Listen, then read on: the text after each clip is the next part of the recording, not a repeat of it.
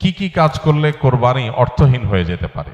কোরবানি অর্থহীন হয়ে যাওয়ার জন্য সবচেয়ে বড় যেই কাজটি হতে পারে সেটা হলো লৌকিকতার কারণে বা আল্লাহর সন্তুষ্টি অর্জন ছাড়া অন্য কোনো কারণে যদি কোরবানি হয় তাহলে সেই কোরবানিটা অর্থহীন হয়ে যেতে পারে। কোরবানিটার সওয়াব পাওয়া থেকে আমরা বঞ্চিত হতে পারি। আল্লাহর কাছে এর কোনো বিনিময় আমাদের নাও থাকতে পারে যদি আমাদের ইখলাস না থাকে। কোরবানিতে ইখলাস খুব কমই থাকে। কোরবানিকে ঘিরে যদি আপনি বলেন সবচেয়ে বড় সতর্ক থাকার জায়গাটা কোনটা, তো আমি বলবো নিয়তকে খালিস করা। অন্য অনেক ইবাদত আছে, নামাজের ক্ষেত্রে আমরা আল্লাহর জন্য নামাজ পড়ি, সেখানে আসলে ইখলাসের অভাব এত বেশি থাকে না। কোরবানির মধ্যে ইখলাসের অভাব যত বেশি থাকে। মূলত কোরবানি এমন একটা ইবাদত যেখানে আল্লাহর উদ্দেশ্যে আমি পশু জবাই করছি, আবার পশুর গোশতটা আমার ঘরে তুলছি, অর্থাৎ ফিডব্যাকটা আমি পাচ্ছি। এরকম জায়গা যেখানে অর্থনৈতিক বা আর্থিক ইবাদত, সে আর্থিক ইবাদতের ফিডব্যাক বা উপকারিতা যদি আমরা নিজেরা পাই, সেখানে ইখলাস ধরে রাখাটা আসলে কঠিন হয়। কোরবানিটা সেরকম একটা ইবাদত। এই জন্য আমি কোরবানি কেন করছি এটা আগে ক্লিয়ার করতে হবে। আল্লাহ বলেছেন লা ইয়ানালাল্লাহু লুহুমুহা ওয়ালা দিমাউহা ওয়ালাকিন ইয়ানালুহু আত-তাকওয়া মিনকুম। কোরবানির পশুর গোশত, রক্ত কিছুই আল্লাহর কাছে যায় না। যেই চেতনা থেকে, যেই তাকওয়ার সুপ্ত চেতনা থেকে আমরা কোরবানি করি সেটা আল্লাহর কাছে ঠিকই যায়। সো ইখলাসটা এনশিওর করতে হবে, না হলে কোরবানি অর্থহীন হয়ে যেতে পারে। অনেকে আছেন প্রতি বছর কোরবানি করি, এবছর যদি না করি ছেলেমেয়েরা কার মুখের দিকে চেয়ে থাকবে। তাহলে এটা সামাজিক মর্যাদা রক্ষার কোরবানি হলো, আল্লাহর উদ্দেশ্যে না। অনেকে হয়তো মনে করেন যে আমরা প্রতি বছর গরু কোরবানি দেই, এবছর টাকা নাই, ধার করে হলেও দিতে হবে। কেন? কারণ আমাদের মুখ থাকবে না, মান সম্মান থাকবে না যদি ছাগল দেই, মানুষ মনে করবে গরিব হয়ে গেছি। এই যে মানুষ কি মনে করবে সেই চিন্তা থেকে আমি গরু কোরবানি করলাম, অর্থহীন হয়ে যেতে পারে কোরবানি। ঠিক একইভাবে নতুন আত্মীয় হয়েছে, অন্যান্যবার কোরবানি করি বা না করি, এইবার তো করতেই হবে, মেয়ে বিয়ে দিয়েছি, বিয়ের বাড়ির মেহমানরা আসবে, তারা জানবে, তো এবার কোরবানি না দিলে তো মুখ থাকে না। কোরবানি আমার উপরে আবশ্যক হয় না, তারপরে আমি কোরবানি করতেছি কেন? ব্যয়কে দেখানোর জন্য। ইখলাস নষ্ট হয়ে গেল। অনেকে আছেন যে কোরবানির মূল উদ্দেশ্য হলো ফ্রেশ গোশত সংগ্রহ করা, এই সামাজিক মর্যাদা ইত্যাদি, এগুলোর কারণে কোরবানি সবচেয়ে বেশি অর্থহীন হয়ে যায়। এই জন্য কোরবানিকে সবচেয়ে বেশি আমাদের রিয়া বা লৌকিকতা থেকে মুক্ত রাখার চেষ্টা করতে হবে। আল্লাহ আমাদের তৌফিক দান করুন। দ্বিতীয়ত, হারাম অর্থ দিয়ে যদি কোরবানি করেন তাহলে সেটা অর্থহীন হয়ে যেতে পারে। আপনি দেখবেন কোরবানির ইবাদতটাতে এক অদ্ভুত দৃশ্য আমাদের দেশে দেখা যায়। যারা যত বেশি প্র্যাকটিসিং, তাদের কোরবানির পশুর সাইজ সাধারণত তত কম থাকে। আর যারা যত বেশি নামাজ কালাম কম পড়ে, ইসলাম থেকে যত দূরে, তাদের কোরবানির পশুর সাইজ তুলনামূলকভাবে তত বড় হয়। অদ্ভুত না ব্যাপারটা? আপনি ঢাকা শহরে ঘুরে ঘুরে দেখবেন যে গুলশান, ধানমন্ডি, বনানী, বড়লোকদের এরিয়াগুলোতে এক একজনের গ্যারেজের ভিতরে আপনার বিভিন্ন নামের গরু, কালাচান, সুলতান, ধলাচান, লালচান, এক একটা গরু 3 লাখ, 4 লাখ, 5 লাখ, 7 লাখ, 10 লাখ টাকা দামের 2-3টা গরু। হয়তো অনেক এলাকা আছে যে একটা পাড়া মহল্লাতেও এত টাকা খরচ করে সবাই কোরবানি করার সুযোগ হয় না। যাই দেখেন ওই বাড়িতে যারা থাকে তাদের নামাজ নাই, কালাম নাই, ইবাদত নাই, বন্দেগী নাই, কোরবানির বেলায় মাশাআল্লাহ 4টা-5টা আছে, কারণ এটাতে বেটাগিরি জাহির করা যায়। আর যদি নির্বাচন সামনে থাকে তাহলে তো কোনো কথাই নেই।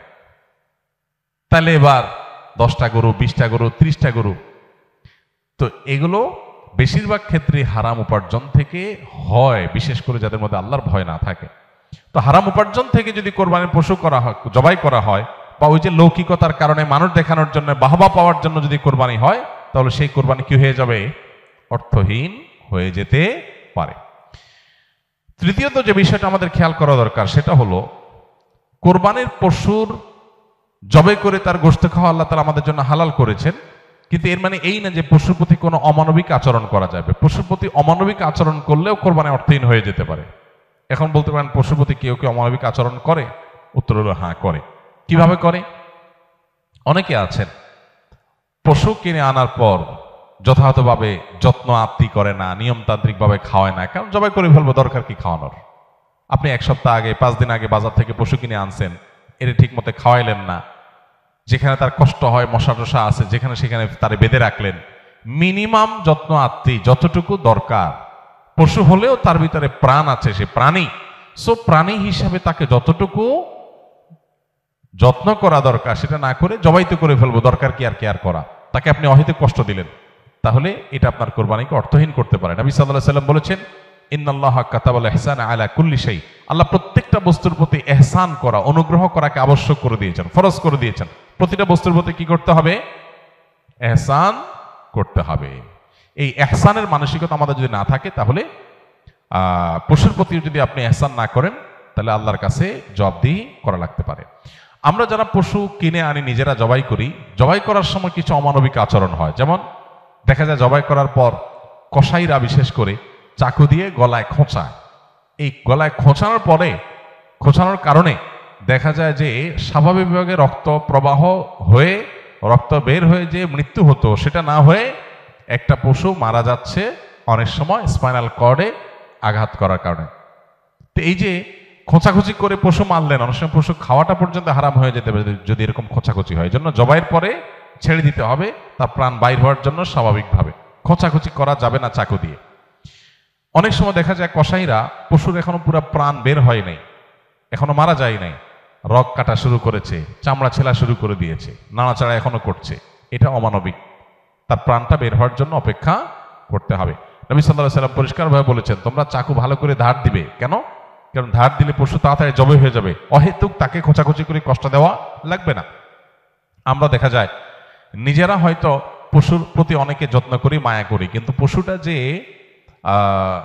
আপনার বিক্রেতার কাছ থেকে আপনি কিনে এনেছেন, এই পশু প্রতি সে হয়তো কোনো অমানবিক কাজ করেছে, যদিও তার দায়টা আপনার উপর আসবে না, কিন্তু সামাজিকভাবে আমাদের সবার উপরে এই দায়টা চলে আসে। আমরা জানি পশু পরিবহন থেকে নিয়ে, পশু বাজারজাত করা থেকে নিয়ে জবে পর্যন্ত ধাপে ধাপে পশুর প্রতি চরম অমানবিক আচরণ এদেশে করা হয়। পরিবহনে হয়, আপনারা জানেন, একটা ট্রাকে ধরা যাক যে 15টা গরু উঠানো যাবে, সেখানে 20টা গরু উঠানো হলো, 5টা গরু বেশি উঠানো হলো, তাতে পড়তা বেশি হয়ে যায়, খরচ কম পড়ে, ব্যবসাটা একটু বেশি হয়ে যায়। কিন্তু 5টা গরু বেশি উঠানোর কারণে কি হয়? ওই পশু যেগুলোকে উঠানো হয়েছে সেগুলোকে এমন গাদাগাদি করে দাঁড় করানো হয় যে তাদের গায়ে, শরীরে রীতিমতো ঘা হয়ে যায়, এবং মাঝখান দিয়ে এমন ভাবে বাঁশ বেঁধে দেওয়া হয় যাতে কোনোভাবে বসতে না পারে। 10 ঘন্টা, 15 ঘন্টা, 20 ঘন্টা পর্যন্ত অনেক সময় সিরিয়ালে জ্যামে ট্রাকগুলো, পিকআপগুলো আটকা পড়ে থাকে, এবং 20 ঘন্টা ধরে তাদেরকে এভাবে এমনভাবে বাঁশ বেঁধে দেওয়া হয় যাতে করে কোনোভাবে বসতে না পারে। ছাগল দোকানে আপনারা দেখবেন, ঢাকা যে সমস্ত আপনার ছোট ছোট ছাগল বিক্রির জায়গাগুলো আছে, দোকানগুলো আছে, সেগুলোতে দেখবেন গলায় রশি বেঁধে এমনভাবে ঝুলায় রাখা হয় যে হয়তো 1-1.5 ফিট বা আরো কম রশি রাখা হয়, এবং যাতে কোনোভাবে ছাগল বসতে না পারে, কারণ বসলে তো ক্রেতা দেখতে পাবে না, ক্রেতা যাতে সাইজ দেখতে পারে সেজন্য তাকে দাঁড় করিয়ে রাখা হয়। সে দাঁড় করানোটা কখন থেকে নিয়ে, ওই যে সকাল 7টা বা 6টা ফজরের পর পর পশুর দোকান খোলে তখন থেকে নিয়ে একদম রাত 8টা-9টা পর্যন্ত, এই পুরো সময় 12 ঘন্টা, 14 ঘন্টা, 16 ঘন্টা আপনি এইভাবে ঝুলায় রাখতেছেন একটা জীবন্ত পশুকে। অমানবিক আচরণ। এরপরে বাজারজাতকরণের সময় আমরা জানি পেটের মধ্যে হাওয়া দিয়ে ফুলানো হয়, পানি অতিরিক্ত জোর করে জবরদস্তি পান করে তারপরে ফুলানো হয়, এগুলো সব অমানবিক আচরণ। এগুলো আমাদের কোরবানির যে আসল রূহ এবং প্রাণ সেটাকে নষ্ট করতে পারে। এগুলোর দায় অবশ্য কোরবানিকারীর উপর আসবে না, কিন্তু কোরবানিকারীর দায়িত্ব আছে এইগুলোর ব্যাপারে সামাজিক সচেতনতায় সামিল হওয়া। সর্বশেষ যে পয়েন্টটা বলবো সেটা হলো, আমাদের কোরবানির পশুর যে বর্জ্য ময়লা আছে, এগুলো যদি পরিষ্কার করার দায়িত্ব কোরবানি কারক হিসাবে আমরা নিজের কাঁধে না নেই, আমাদের কোরবানিটা অর্থহীন হয়ে যেতে পারে। আমি কোরবানি করছি সওয়াবের জন্য, কিন্তু আমার কোরবানির কারণে যদি মানুষের কষ্ট হয়, সমাজের মানুষ বিপদে পড়ে, মানুষ অসুস্থ হয়, তাহলে সওয়াবের পরিবর্তে আমার কি হতে পারে? গুনাহ হতে পারে। আপনি কোরবানির পশু এনেছেন, এবার কোরবানির পশুর যে গোবর, তার পেশাব, বিষ্ঠা, এগুলো পুরো এলাকাকে ময়লা দিয়ে ভরে ফেলেছে, দুর্গন্ধে ছেয়ে গেছে। আপনি কোরবানিকারী, আপনার দায়িত্ব এগুলোকে পরিষ্কার করে যথাস্থানে ফেলে দেওয়া এবং মানুষের যেন কষ্ট না হয় সেদিকটা খেয়াল করা। গোবরগুলো নিয়ে আপনি ড্রেনে ফেলে দিলেন, তাহলে ড্রেনে জলাবদ্ধতা তৈরি হবে, পানি প্রবাহ বন্ধ হয়ে যাবে, এবং সেটার কারণে সেই বদ্ধ পানিতে মশা তৈরি হবে, ডেঙ্গু তৈরি হবে, সেখান থেকে মানুষ, এখন ডেঙ্গুর সিজন শুরু হয়েছে, গতকালকে না যেন আজকে পত্রিকা দেখলাম যে এবার মৌসুমের শুরুতেই ডেঙ্গুর প্রকোপ ভয়াবহ। হয়তো এখান থেকে যে মশা তৈরি হয়েছে এটা কোনো মানুষকে কামড় দিবে, সে মানুষটা অসুস্থ হয়ে হসপিটালে ভর্তি হয়ে হয়তো মারা যাবে, লাখ লাখ টাকা খরচ হবে, আইসিইউতে যাবে, আপনি হয়তো জানান না, আপনি কোরবানি করে চলে গেছে। তো এই জন্য আমাদের কোরবানির পশুর বিষ্ঠা, ময়লা, বর্জ্য এগুলোকে পরিষ্কার করা, যথাস্থানে ফেলা, যেখানে সেখানে না ফেলা, এবং ড্রেন অন্যান্য জায়গায় মানুষের রাস্তাঘাটের আশেপাশে চলাফেরার জায়গায় ফেলে মানুষের কষ্টের কারণ যেন না হয় সেটা লক্ষ্য করা আমাদের কর্তব্য। যদি না করি তাহলে এই কোরবানি অর্থহীন হয়ে যেতে পারে। ভাইরা আমার, প্রতি বছর এই বিষয়টাতে আমরা সচেতনতা সৃষ্টি করার চেষ্টা করি। কোরবানি হোক পবিত্র, আমাদের দেশও থাকুক পরিচ্ছন্ন, আমাদের পরিবেশটাও ভালো থাকুক, এই স্লোগানটা আমাদের মাথায় রাখতে হবে। কোরবানি করার পরে অনেক সময় দেখা যায় কোরবানি পশুর রক্ত রাস্তায় বের পড়ে গেছে, মাটির রাস্তায় শুকিয়ে গেছে, আমি ভালো করে পানি ঢালি নাই, দায় সারা একটু পানি ঢেলে চলে গেলাম, তাহলে এই রক্তটা শুকানোর পরে দুর্গন্ধ হবে, মানুষ আশেপাশ দিয়ে যাবে, নাকে হাত দিয়ে যেতে হবে, কষ্ট হবে, দিলের বদদোয়া মানুষের আপনি পেতে থাকবেন। তো কোরবানি করে কি লাভ? আল্লাহর বান্দাদের কষ্ট দিয়ে তো আল্লাহকে আপনি খুশি করতে পারবেন না। কোরবানি পশুর জবে করার পর অনেকে বুড়ি পছন্দ করেন, বুড়ি খাওয়া হালাল, কেউ চাইলে পছন্দ করলে খেতে পারে পরিষ্কার করে। এখন বুড়ির যে ময়লা সেগুলো আপনি রাস্তার পাশে কোন একটা খালে ফেলে দিয়ে চলে গেলেন, কারোর খেতে ফেলে দিয়ে চলে গেলেন, রাস্তার ধারে ফেলে দিয়ে চলে গেলেন। এবার 1 সপ্তাহ, 10 দিন, 15 দিন, 20 দিন, অনেক সময় 1 মাস বা আরো বেশি সময় পর্যন্ত এগুলোর গন্ধে আশেপাশে মানুষ বসবাস করা কঠিন হয়, পথচারীদের কষ্ট হয়। তো এগুলো সবগুলোই কিন্তু আমাদের কোরবানিকে অর্থহীন করে ফেলতে পারে। অতএব আমাদের উচিত হবে যে আমাদের কোরবানির পশু ময়লা বর্জ্য এগুলোকে গর্তে ফেলে দিয়ে মাটি চাপা দিয়ে সুন্দর করে সেটাকে দাফন করে দেওয়া, যাতে কোনোভাবে মানুষের কষ্টের কারণ না হয়। আল্লাহ রাব্বুল আলামিন আল্লাহকে সন্তুষ্ট করার মতো করে কোরবানি আমাদেরকে নিবেদন করার তৌফিক দান করুন। কোরবানি যেখানে ত্যাগের কথা বলে, সেখানে যদি আমরা মানুষকে কষ্ট দেই তাহলে এটা সওয়াবের পরিবর্তে কোনো কোনো ক্ষেত্রে গুনাহের কারণ হতে পারে।